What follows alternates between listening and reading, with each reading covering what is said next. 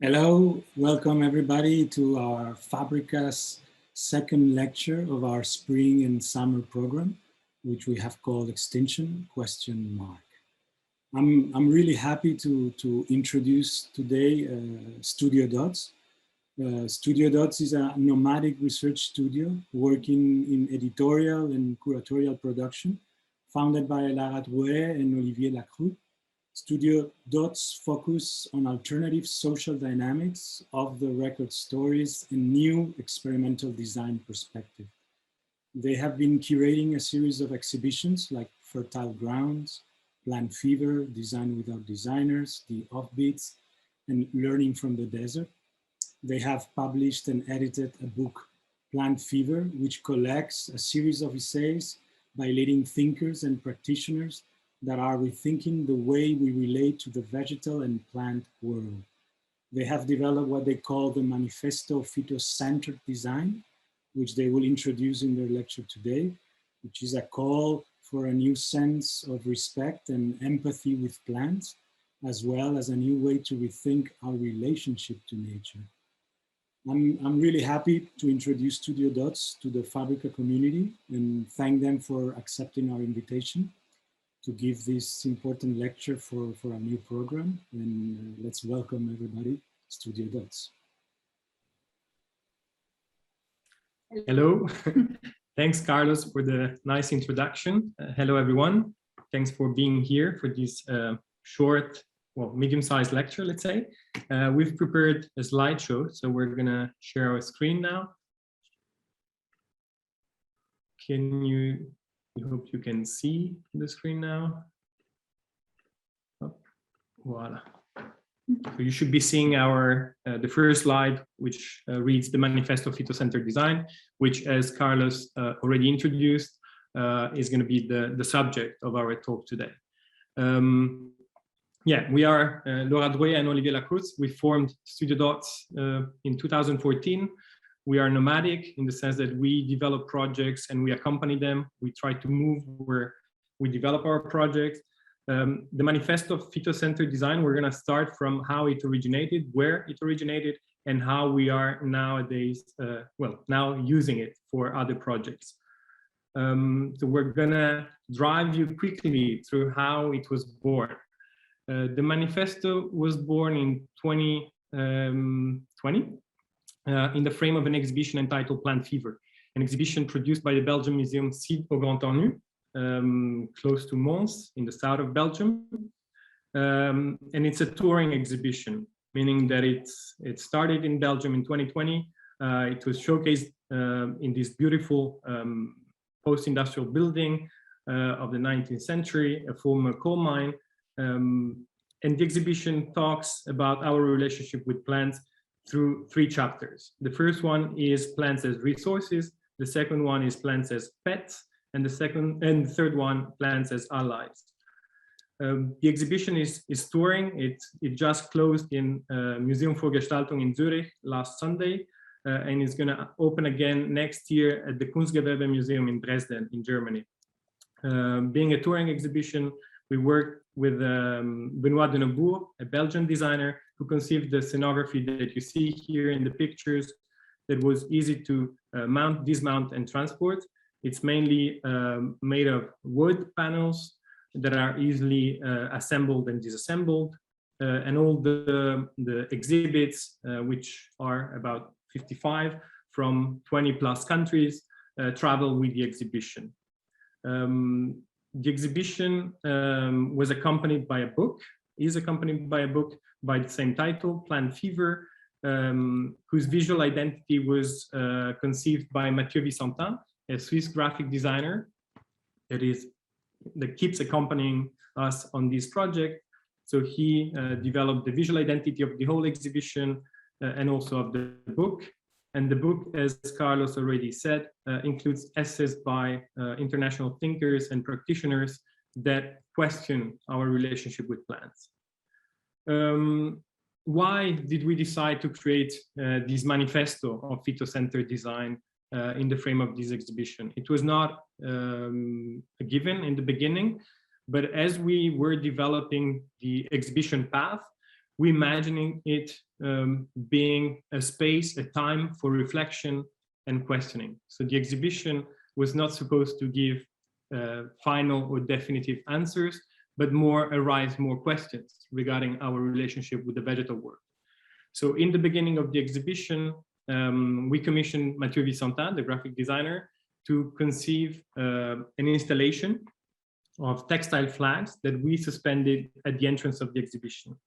This installation recollects news titles from all over the world from the past 20 years that arise questions regarding the possible intelligence of plants.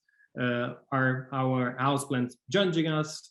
Should we pay more attention to them? Are they under attack? Should we consider them more as living beings instead of objects? So this was the entry point of the exhibition, and we wished to have a similar point of reflection at the end of the exhibition, which is why we produced in the first place this manifesto of Phyto-centred Design, which here you see at the end of the exhibition in Grand Ornu. So it's a series of frames with the 7 points of the manifesto. And the audience, it was the last exhibit of the exhibition. This is how it was presented in Museum for Gestaltung more recently. And for us, the manifesto was really about going further than what you had seen in the exhibition. The manifesto was produced by interviewing thinkers and practitioners in the frame of the book, by studying the project, the 55 plus project that we showcased in the exhibition, and by pushing even further the reflection on why and how we should care more about the vegetal realm. We decided to include the manifesto also in the book, because for us, an exhibition and the accompanying publication are really tools that should be activating the audience, the public that finds themselves in these spaces and these contexts. So for us, an exhibition is mainly, it's the main goal of an exhibition is to provoke questions and to mediate difficult questions and difficult projects. So the projects in Plant Fever were not all easy. Some of them were more complex. And we felt that, we needed to mediate some of these contents. It must also be said that when we started researching on Plant Fever back in 2017, there was a lot of material from books and writers, scientists, philosophers who had been writing about plants, and the amount of books was actually booming at the time. But there were very little research done on the application of the plant research on design, and probably also one of the motivation that drove this that manifesto was also the idea of applying some of the concepts that we had been reading in many books into this manifesto and into the design realm. Why we decided to entitle it the Manifesto of Phyto-centred Design is that we, first of all, we very much like to play with words and question the vocabulary we make use of every day. And of course, when you think of design, design is a human-centered practice by nature. I mean, we design the environments, the objects that we live with, we live in. And by hacking the very nature of the word design and applying a green filter to it, let's say, so by using the word phyto, which in ancient Greek means plant, we wanted to question, should we start thinking of humans as part of a wider ecosystem? So the idea with the phyto-centered design is not to erase the human. That would be, of course, stupid and not welcome, but rather to realize that plants, first of all, are very important for our survival on Earth. I mean, it's thanks to them that we can breathe, very basically, but also we cover ourselves with clothes that are made out of vegetal matters. We build our houses with matters that come from plants. So should we pay more attention to them? Yes. And we should realize that humans are part of a wider ecosystem, that we're not alone on planet Earth, let's say. So we're going now through the 7 points of the manifesto, presenting some projects that we find relevant in those 7 notions that we're addressing with the manifesto, also to visualize, to put some images on these words that we put in the manifesto. So the first point was questioning the fact that plants are not objects. That's not a very obvious fact, actually, because historically, when you look at design, many designers have been taking plants as more like objects or decorative objects, at least, that they would just take into a room to highlight the room, to make it prettier, easier to live in. So the plant was mostly a decorative element. And we did look into many archives, such as the Domus archive, the magazine from Italy, which questioned this relationship already. But then we talked with Dosso Fiorito, a duo of 2 designers from Italy who are now based in Finland, and who have been questioning a lot this relationship with plants and how design can actually integrate plants in a more respectful way and in a more, taking into consideration that plants are living beings and not just objects to decorate. So what's important with Dosso Fiorito is that they are just, they are taking each specimen of plants that they live with, and they learn about them. They take the time to learn, to discover each of their needs, each of their capacities also, and they developed objects that are made for these plants in particular. So it's not that they will develop pots in which they will put whatever plants they have, but they would just think of the specificity of the plant, the need of the plant, and build something for these plants in particular. And that's very specific with this project here, Epiphyt. So on your left,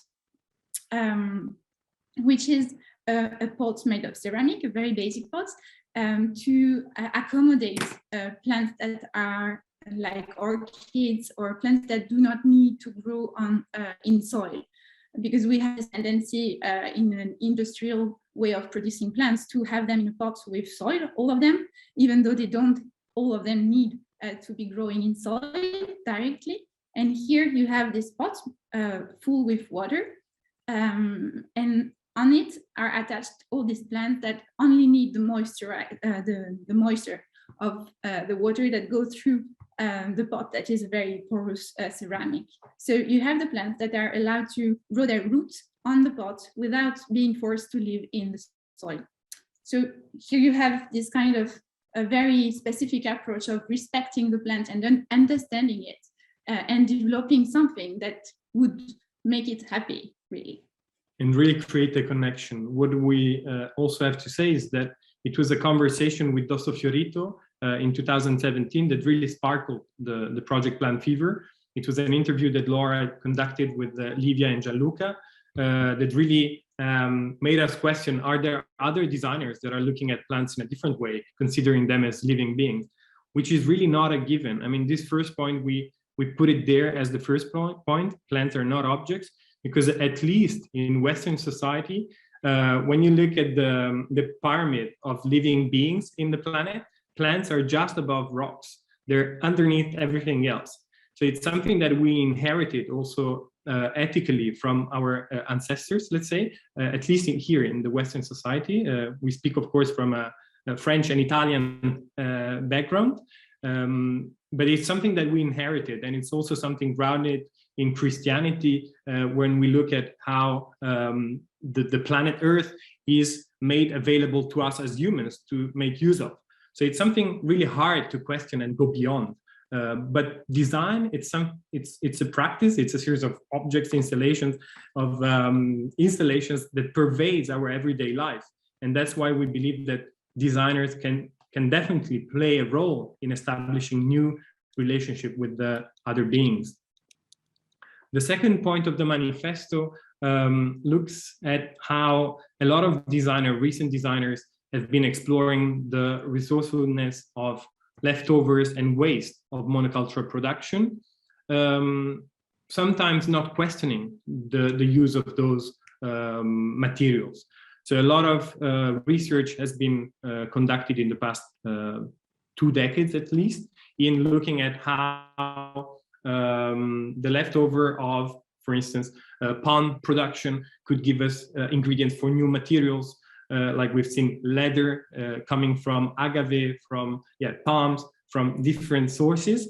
And what we wanted to question with the second point of the manifesto is that designers do have a responsibility also to question their choices of materials.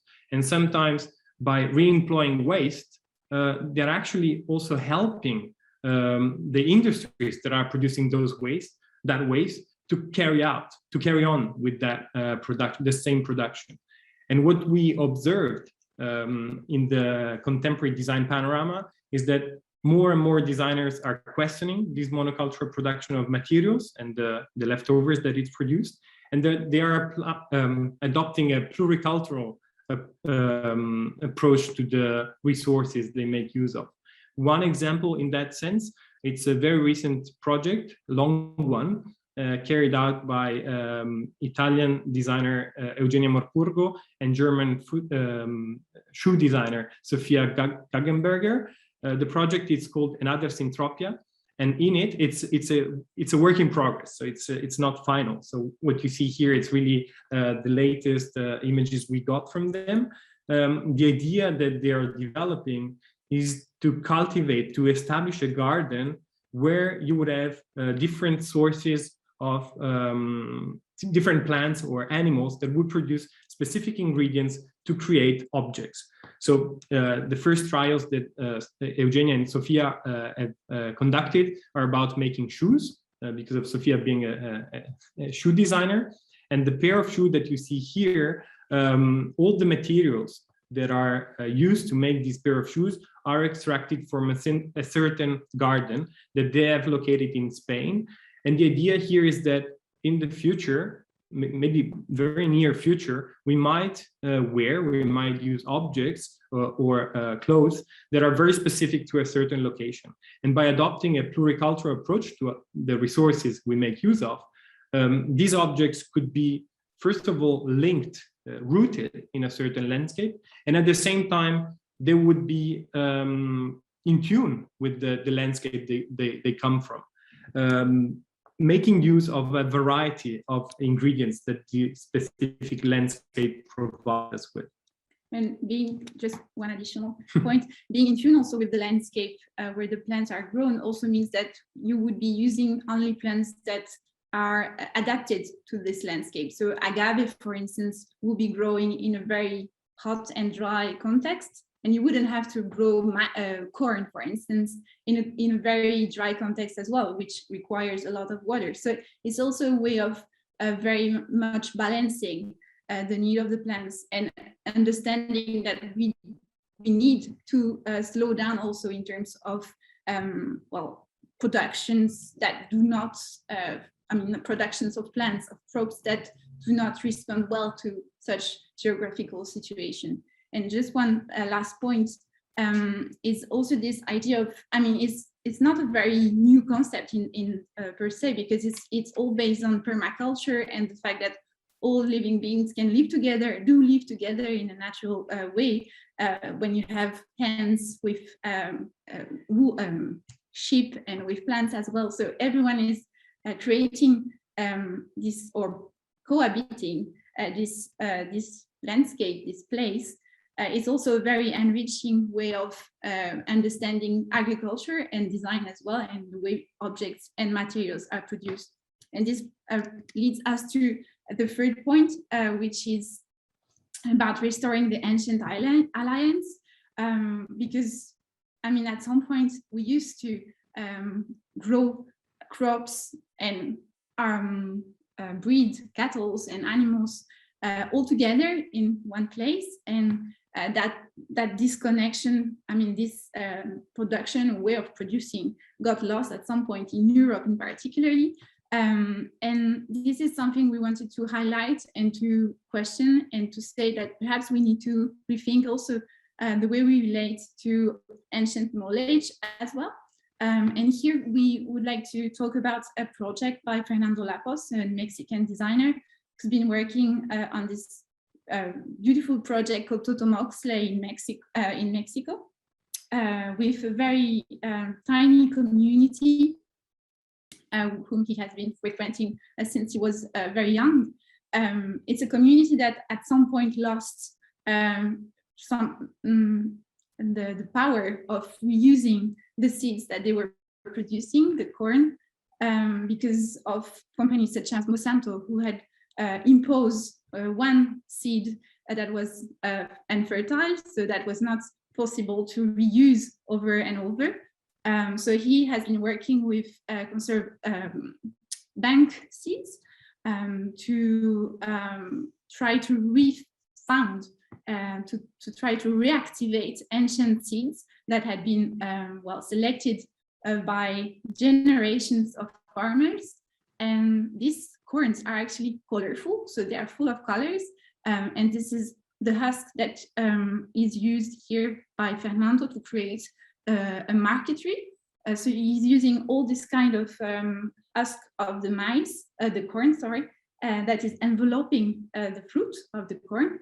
And he's trying to applicate it as a marquetry to create objects. And what's interesting here in his project is by creating this this way of producing and reusing something that would be lost and a waste, actually, is empowering not only the community, but also recreating and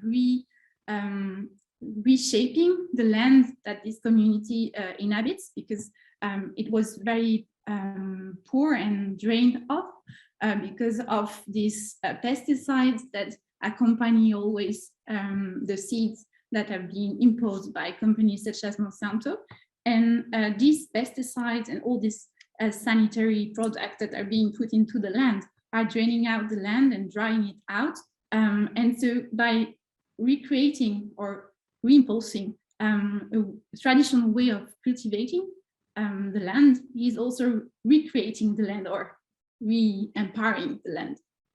And this is something that you will see throughout the presentation, is the fact that we believe, and we can observe it in the practice of such designers that we are describing here, that design really has also a political role to play.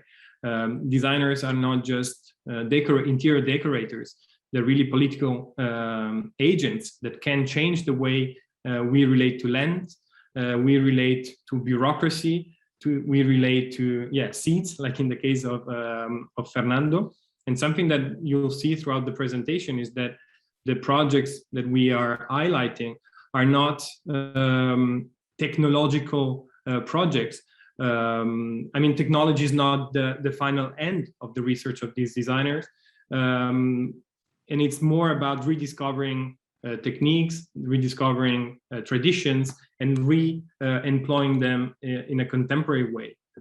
Not just doing aesthetics, but really establishing design as a tool to change and empower societies. And this is something that we're going to see with the fourth point, that deals with invasive species, as we commonly describe them. Invasive species are non-native species that generally were imported by humans in certain environments. And these species found a suitable set of conditions that enabled them to thrive, survive, and then multiply. And in our societies, we now consider them invasive. Invasive plants are causing problems to many municipalities around Europe. One case is the knotweed plant, which is a plant imported from Japan, first imported for the beauty and early blossoms of the plant. It was imported in our gardens, and then it dispersed everywhere on the continent, and also on the islands, like in the UK, where a knotweed is really considered as a bad plant. And when you go around cities, you find fences where you cannot enter because there's knotweed that has to be deleted, usually using pesticides. So they're also harmful products, not just to the plants, but also to humans. a project that tries to look at invasive species in a different way. It's a project by a Slovenian collective called Trajna, who are based in the capital of Slovenia, Ljubljana, who's been developing for quite some time now a set of paper products issued from knotweed harvesting. So what you see here, it's what we might call a third landscape in the suburbs of Ljubljana, where the designers of Trajna are harvesting this plant, which is also in Ljubljana considered as an invasive and damaging species. And what they're doing is that they're harvesting it through community events, like the one that you see here in this picture, to work with the community, the local community, but also with the policymakers to try to look at this plant from another perspective, and not as an adversary, but more as a resource. So what Trajna is doing here is that they're looking at the possibility that an invasive species that has adapted to our environment can grant us with. Because if an invasive, the point of view here is that if an invasive species has arrived in a certain landscape and has adapted to it and thrive in it, could we look at it as more of an ally instead of just trying to get rid of it? And this is something that Trajna is doing, but there's also a project, for instance, we didn't include images here, but a project by an Austrian designer, Alexandra Früchthofer, who's developed a menu where she suggests to eat certain species, plants and animals that are considered as invasive in Vienna, for instance. So designers can also help us shift a point of view regarding certain relationships that we considered as established and unquestionable, and try to look at the other beings that inhabit the landscape with us from another point of view. And again, it's also in relation to ancient knowledge.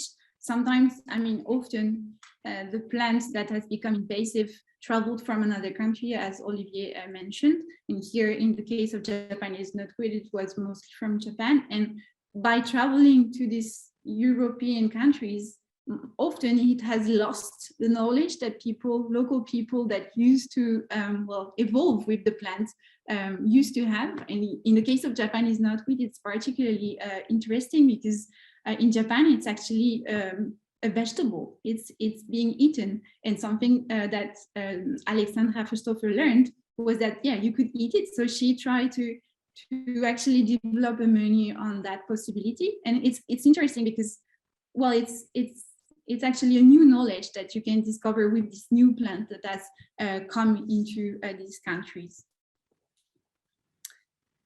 Here we have the fifth point of the manifesto, less is more. Well, it was actually a reaction to, well, the amount of furnitures that are being produced each year. And we were just provocatively asking, do we really need a new chair, or do we really need a new a lamp? And that was when we wrote this point at the time, there was a very big scandal in Russia where many plants and many trees actually were being destroyed, and many part of the boreal forest was being cut down to create chairs and furnitures for this big company, IKEA. And that was a very huge scandal, and unearthed by Earthside, this NGO, who developed this campaign to highlight the guiltiness of IKEA using their own language, their own communication campaigns of this very nicely done tiny sketches that tells you how to build some of their objects. And they act this communication campaign of IKEA to create this provocative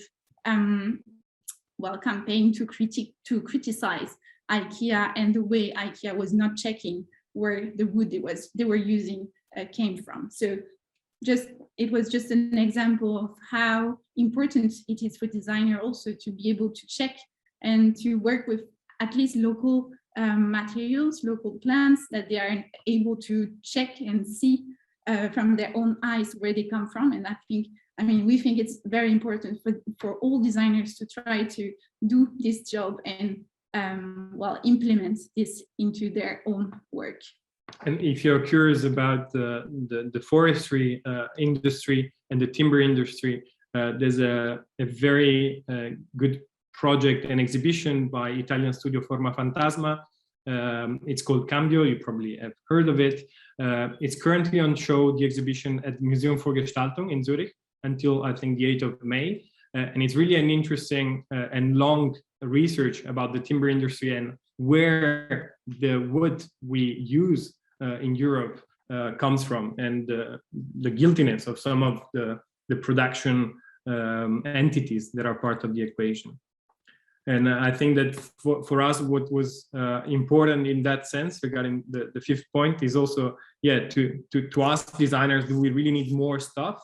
Or maybe do we need more thinking and more critical points of view regarding the production that we create with our object and the overconsumption that we generate. Also, because in the case of forest, here we were talking about the boreal forest, so a very ancient forest, but so that is being completely destroyed, but it's also a matter of how the wood is produced, and something that, yeah, Cambio Forma Fantasma is dealing with, how, well, wood, but like trees are being produced and industrialized, and the way they are being planted in farms close to each other, without the possibility of communicating with other beings than just their clones nearly.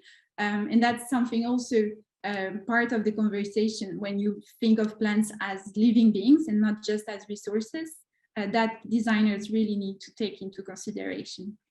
And this leads us to the sixth point, which we entitle Leave No Trace, which is also here a call for looking at design objects not as something that should persist and exist forever, because by over-consuming objects, we as a society, as societies with the plural, are generating is a lot of waste and the cluttering of the planet. So why shouldn't we move towards objects that can disappear in the landscape they come from? And here we have two projects that try to do that. The first one is a bench developed by Dutch designer Steven Banken, who worked with the National Park in the Netherlands to create this very simple bench, which is basically made out of metal belts that you see there, and recollected in the National Park. And what happens is that this is a piece of public furniture in the park, and it decomposes during the season where it's put outside. So the idea here is that the design object really is part of the landscape where it's placed in, and disappears, it goes back to the soil where it came from, well, the material that is mainly made of comes from. So the gesture of Steven Banken is very simple, is really putting together like a bunch, a bunch of reed with these metal structures, this bench. Another project that goes in the same direction is Martin Rusak's series of perishable vases. It's a series of mainly vases that perish over time.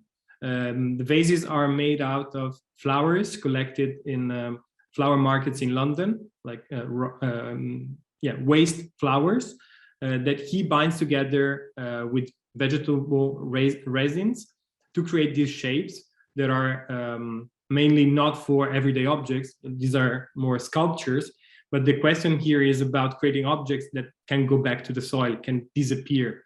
So what you see here is two objects that we are showcasing in Plant Fever. On the left, you have, let's say, the original vase, and on the right, how the vase evolves throughout time. The decay here was not during the exhibition time. It's a project, it's an object that has been decaying for quite some time because of light, because of humidity, and so on. And the interesting point for us regarding this project that could go back to the soil is that if we make use of resources that we extract from the environment, could we produce objects that nourish back that environment instead of polluting it? And this was inspired by Robin Kimmerer, this researcher and scientist from the US who has been working a lot on these thematics of disappearing and leaving no trace. And I think it's just also an interesting approach to design, also when you think of the history of design and especially architecture, which in Europe we tend to build just for being remembered. And we thought it was a very interesting point of understanding, well, humans as having the intelligence of saying we don't need to leave traces anymore because we have left many enough already, and pollution and all this plastics that is not going to disappear anymore, and shifting somehow the creativity to something that would leave no trace just because it would enrich the next generation and enable it to live still, and other beings as well, was something very powerful, we thought, for designers to take into consideration. To work with the future is actually another thing that, well, was being explored with this last finally point, design with plants. Well, it's a very ancient practice, of course, of working with plants and collaborating with them. We've seen many techniques over time that deal with modifying plants in a very domestic way, let's say. And here we have this possibility of shaping plants in some ways that we would like them to be shaped in, but without killing them or without unrespecting them. And here is the point of Carole Collet, this designer based in the UK, who has worked on this botanical manufacture for quite a long time. She developed this series of gourds that grow into this mold that you see here. So she places the molds on these tiny fruits when they're still babies, and then they are growing inside the molds, and they take the shape of the molds. And this is something she borrowed to a very ancient practice from China, from the 17th century, which was very, very important here there in China. And she replicated it in a more modern way, suggesting that we need to slow down. We need to grow objects or to create objects that would be created in a very slow pace instead of creating new objects each day very quickly. And so what she deals with, what she also uses is the word co-design, which is also very interesting. No, what we discovered while studying the work of Carole Collet and other designers is that there are some of them that are really co-designing. I mean, they're using this co-design term to express their work that is, as Laura said, respecting the plants and working with their natural way of growing. Because what's important here is that she didn't kill the plant itself. It gave this fruit, and the fruit was harvested like we usually harvest fruits, but the plant itself was still living. And it's the same here with this example of Full Grown by Gavin Munro, who says that you have to let trees take the lead. And he, with this company called Full Grown in the UK, creates this series of objects like lamps or chairs that are actually grown freely by the plants, or nearly freely. So he has this huge open air farm or like fabric or industry, sorry, where they're growing chairs, but for over 10 or more years. So it's a very, very slow process of understanding the tree, letting it take the lead, as it says, and just directing it just in a way that you would like it to go.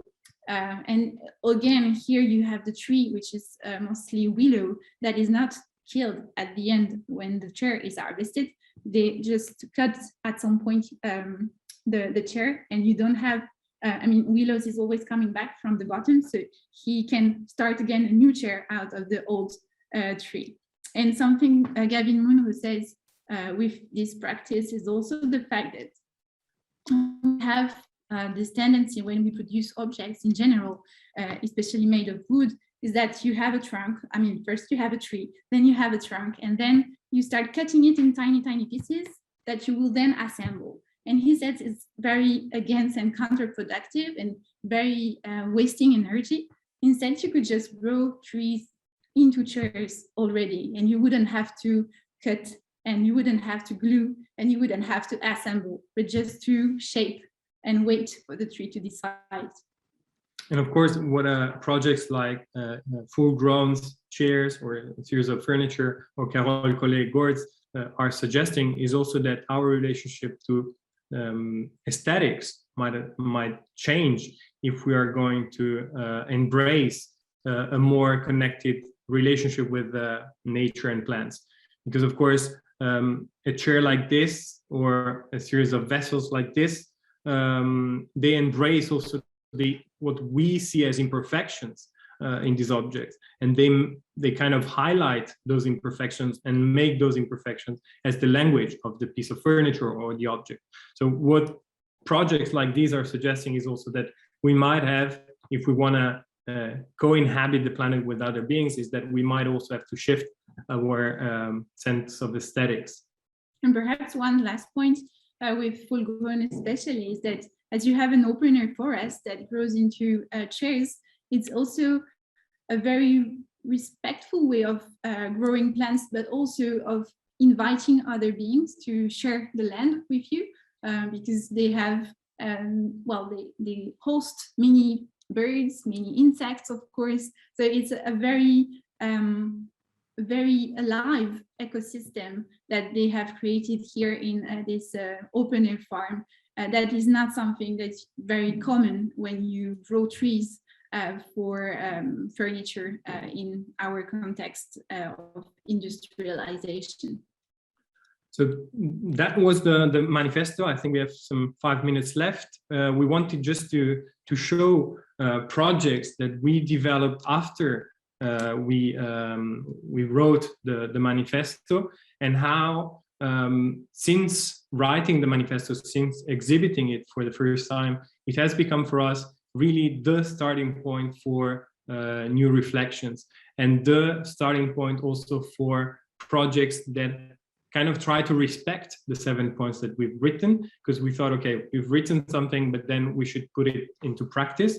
And something that we do in our practice is that we do a lot of educational projects, or at least all our projects have an educational part.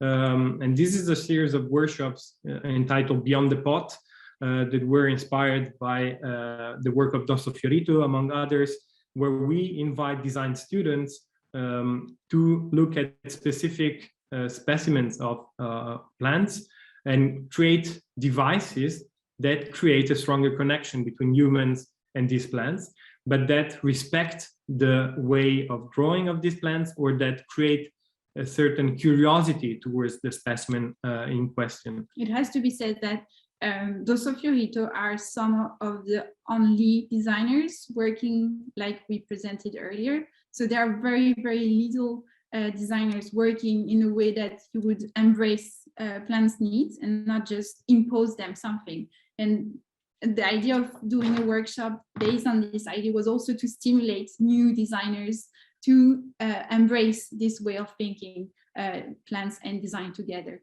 So these workshops are usually 1 week long. So the results, of course, that you see here are more of prototypes or statements. But what's important for us when we run these workshops is really to tell young designers that a plant is a living being, of course, but also that all plants are different. There are different specimens of plants, and they all have different needs, desires even, and we should take that into consideration. So this is a very simple activity that we've been carrying out now in 2 schools. We might do a third one next year, but it's really how can we put into practice something that we have mapped and observed elsewhere and contaminate in a way younger generations of designers. And the last project that we wanted to present is a current project that we are developing in the frame of the European Capital of Culture in the south of Luxembourg. And it's a project about greenhouses. So we are shifting away, let's say, from the plan per se, and we're in this project looking at tools built by humans, greenhouses, that enabled us, humans, to live without respecting the natural cycles of so-called nature. Greenhouses have been developed along the past 2-3 centuries to enable us to import exotic flora, for instance, so to appropriate flora from other countries, and I'm always speaking from a European perspective, of course, but also to cultivate out of season or even out of soil, because we've now more and more going towards soilless cultivation, especially in urban contexts. So this tool is questionable. I mean, we found it questionable. And the project that we are developing is situated in this complex of greenhouses that you see here in the image, which was abandoned for 10 years. And we are occupying it for the summer with a program of events, of temporary exhibitions, and of workshops with the local population, where we are using the greenhouse as a symbol that we want to question through the projects of a series of designers that we have invited to collaborate. And one way we found of applying some part of the manifesto, especially the point of leaving no trace, was through the scenography of the exhibitions that we will be presenting. We asked this French studio Rado Studio, who will be working on reusing all the materials that they found in the greenhouse that was abandoned by the ancient owner, and to re-employ all these materials as part of this scenography. And then the scenography will be given to the community and some NGO locally. So it's a way of, one way of trying to leave no trace, or at least less traces. And I think that connects also with Plant Fever. You've seen the scenography that Benoit de Nemours developed for the exhibition, and as said, it's a touring exhibition, so it's going in different museums. And the idea, because we know that a temporary exhibitions last for 4 to 6 months, they have an impact. By touring an exhibition, you have an impact, of course, because you're producing CO2 emissions.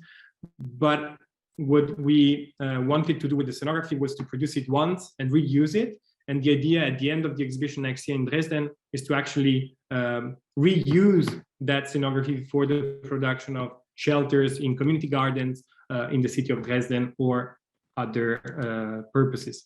So the presentation is over. It's the PDF that we are willing to share with anybody who's interested. At the end of the presentation, we have this slide with some links to the projects we presented, and some readings, some articles that we wrote based on our work with Plant Fever and the manifesto of Phyto-centred Design. Thank you very much. Thank you. And thanks again to Fabrica and Carlos for inviting us. Okay, thank you very much, Laura and Olivier. It was a fantastic presentation. I think there's a few questions. I'm going to try to be sort of fast to be able to respond. And also there's a few ones coming from Fabrica. The first one from the wider public was connected to the idea of the manifesto and whether does the manifesto sinks its roots in permaculture?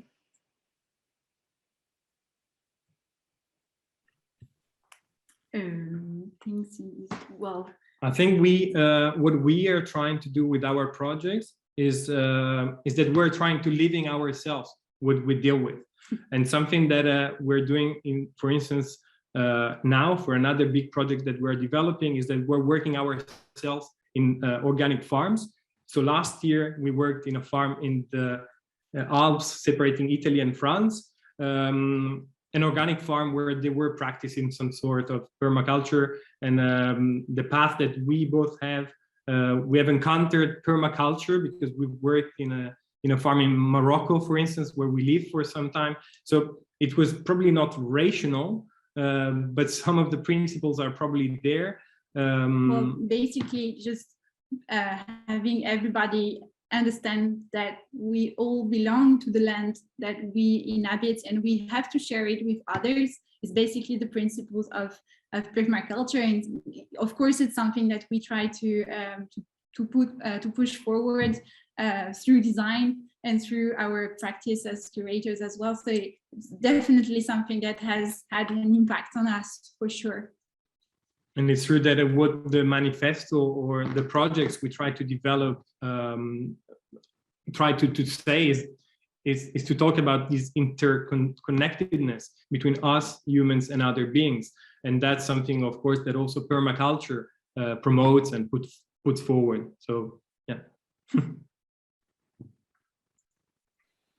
Great. And here's another question that comes more from the inner residents of Fabrica, and it's connected to the 7th point. And they're asking, what are the limitations of the design in sense of manipulation, you know, like maybe in the genetic side? What are the limits? You know? What is your position on that? It's a very thin boundary, and it's interesting because it's one of the questions that we've received a lot by doing the guided tours of plant fever is, okay, but you are still controlling or you're still shaping the plant in a way that you find suitable to your needs. And of course, you'll never be able to take us out of the equation, us humans. And of course, when we speak about design, we speak about objects that also have to solve our needs and our problems. So the idea there is more about cooperating in the sense that, as Laura highlighted, these projects are not killing the plant. They're really establishing a connection where the plant is a co-designer or an ally. But the notion of genetic modification is something different compared to these projects. And it's something that we are exploring in Plant Fever. There's a project, for instance, by Marcin Rusak. We showed the vases that they composed, but there's also another project in the exhibition, which is called the Monster Flower. And Marcin Rusak comes from a family of horticulturalists, and he's developed this research about the desires that we put into the production of flowers. And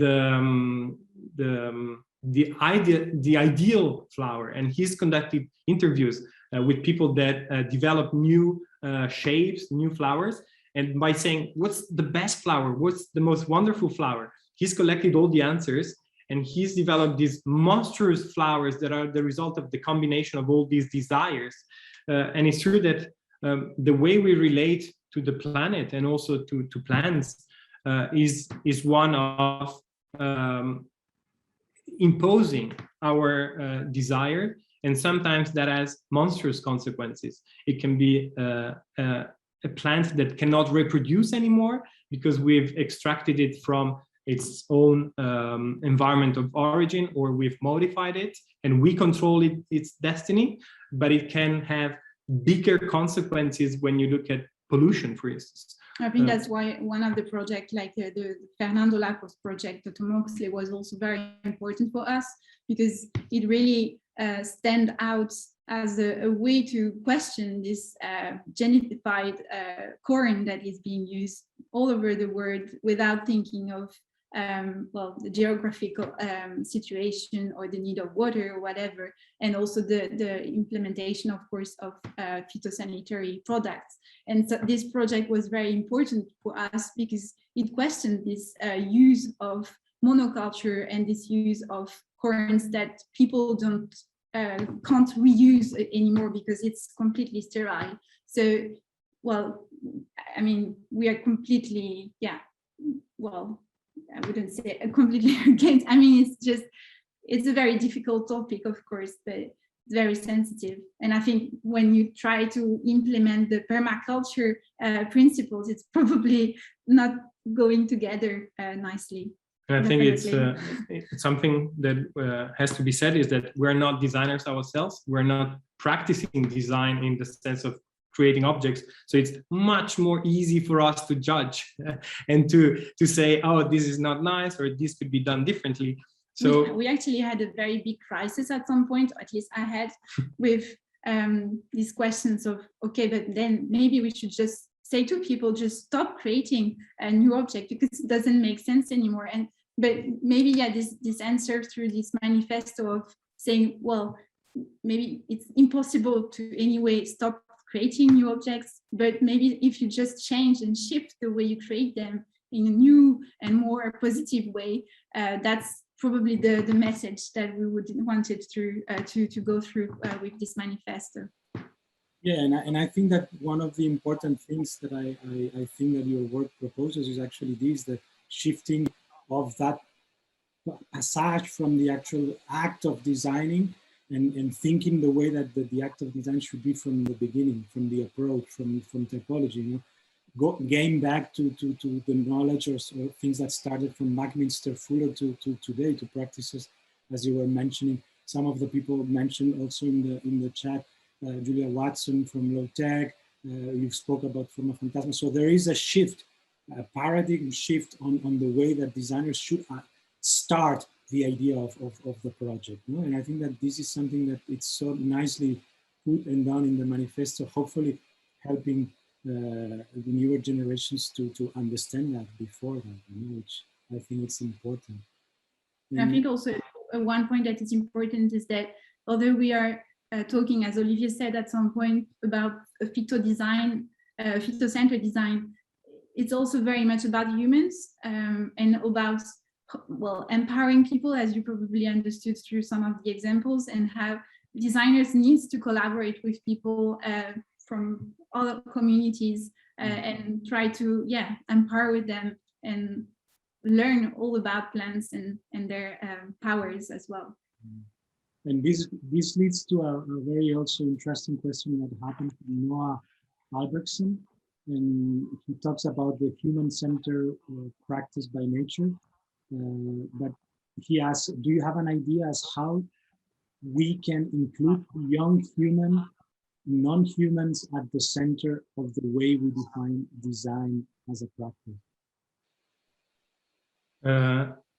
I think it's something that we're trying to look at in our upcoming projects. We're looking at design not solely from a human perspective, in the sense that we're looking at artifacts that we find in nature that are produced by non-humans, so by animals or plants. And there's a series of readings that we can strongly suggest. Books, two that come to my mind are by the Belgian philosopher Vincent Després, who's been working with ornithologists on how birds occupy and leave the landscape, and how they create the landscape with their singing, their dances, their plumage, and so on. And the other one is by a French philosopher, Baptiste Morisot, who's combining his theoretical thinking, his philosophical thinking, with on the field actions. And he does tracking, animal tracking, and he's looking at how animals are creating a language beyond what we think is language, because we think that language is just what we speak and write and has a grammar that we understand. But animals write, Baptiste Morisot says, also by defecating and by creating odors that get out of their bodies, by leaving some gestures in the land. And that's something that really fascinates us. And I think we got there after looking at plant fever and these projects. And we're now looking at how design maybe shouldn't be considered solely human, because we believe that we design what's out there, but we co-design it with others. And I think that Emanuele Coccia, the Italian philosopher, has beautifully expressed that by saying that plants are actually the gardeners of our planet, because they are actually gardening us. It's not us gardening them. And it's something that, I don't know if that answers the question, but it's certainly working a lot in our brains. How can we look at what's out there in a different way, where we are not the only intelligent beings on this planet? I think Michael Pollan, if you're looking for some resources, Michael Pollan and the Botany of Desire, that's in English, and he talks also about this perspective of plants manipulating us completely, and something also, but in French, it's a new book that was published. It's called Quand les plantes n'en font qu'à leur tête. If you speak French and read French, it's by Dusan Kazik.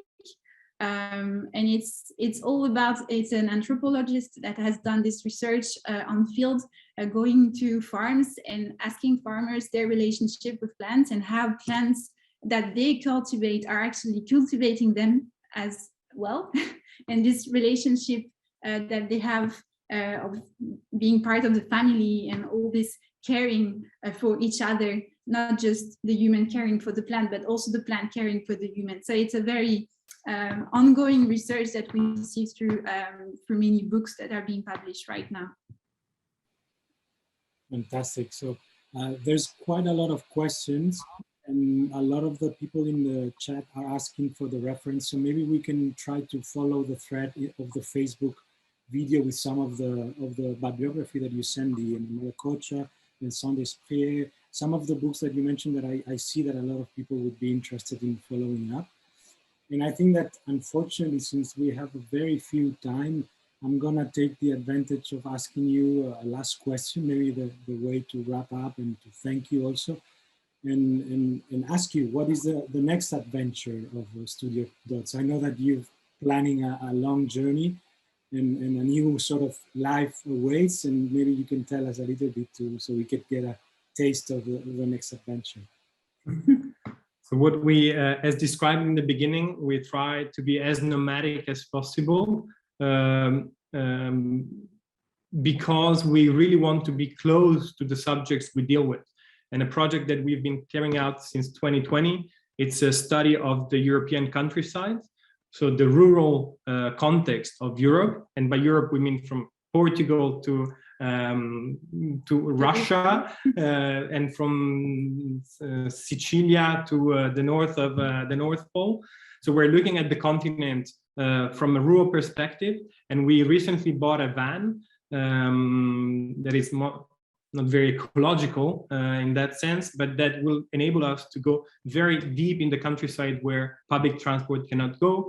And it's going to be a research that is like crystallizing in a touring exhibition in 2025.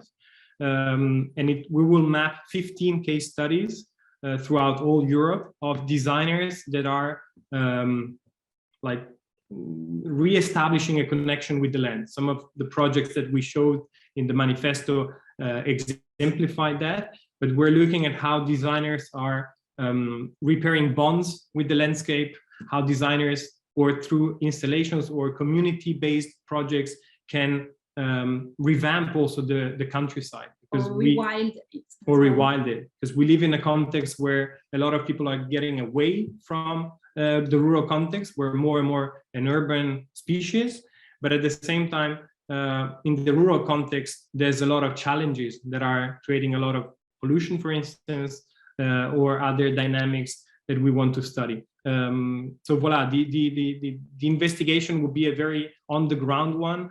As said, we've worked in a farm last year. We're going to do that again.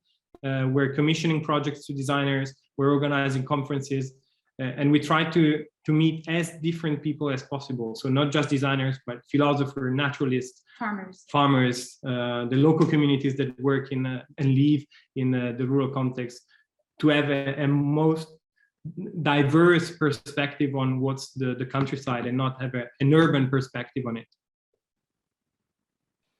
Fantastic. Thank you very much, Olivier and Laura.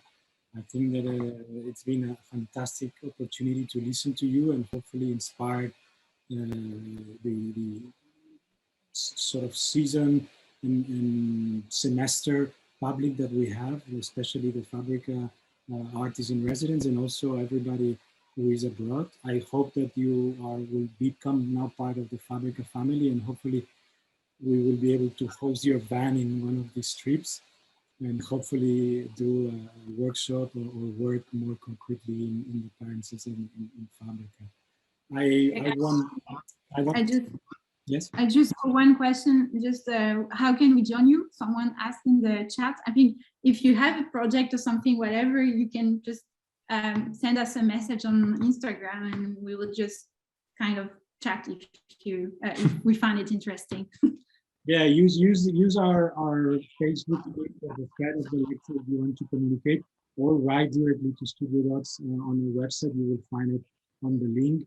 And also this takes me also to invite you to subscribe to the newsletter to find out what are the next lectures from our semester program.